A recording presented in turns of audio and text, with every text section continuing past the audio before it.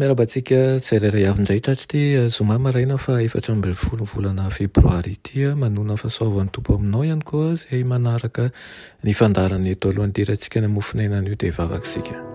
Andriamanitra tianay tsara anjesan-danitro mbola misaotra anao izay ny amin'ny tombonandro izay mbola omenao anay an'io.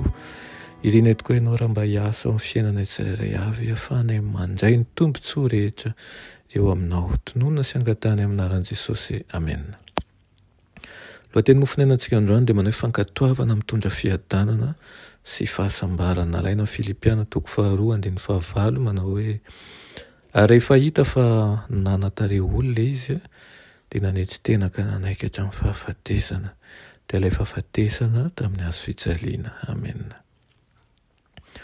Tombontsoa lehibe omenantsika ity ny hoe azontsika atao ny ho tonga tahaka ny Kristy. Ny mankatohan'ireo fitsipika rehetra amin'ny lalàn'Andriamanitra kanefa tsy vitantsika velively amin'ny heran'ny tenantsika izany. Avy amin'ny Kristy avokoa ny zavatsoa rehetra ao amin'ny olombelona. Vokatry ny fahasoavan'Andriamanitra miasa ho antsika rehefa milefitra eo amban'ny fitarihana sy ny fifehezan'ny fanahin'ny fahamarinana isika.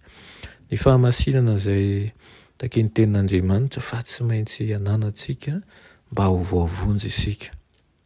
Tsy mety ho tonga lafatra ny fankatoavan'ny olombelona raha tsy amin'ny alalan'ny hanitry ny fahamarinan'i Kristy izay manome hanitra masina ny asa-pankatoavana marina rehetra. Ny anjaran'ny kristianina dia ny maharitra amin'ny ady atao ho fialana amin'ny fahadisoana rehetra.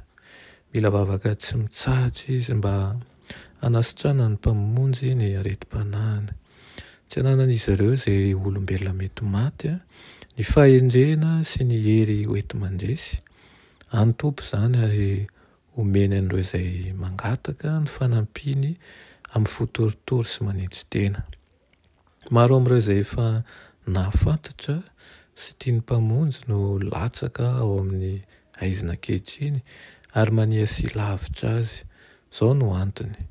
Natoko tena sy ny hevitra ho mahavita teny izy ireo ary nanaraka ny foronana tao anatiny.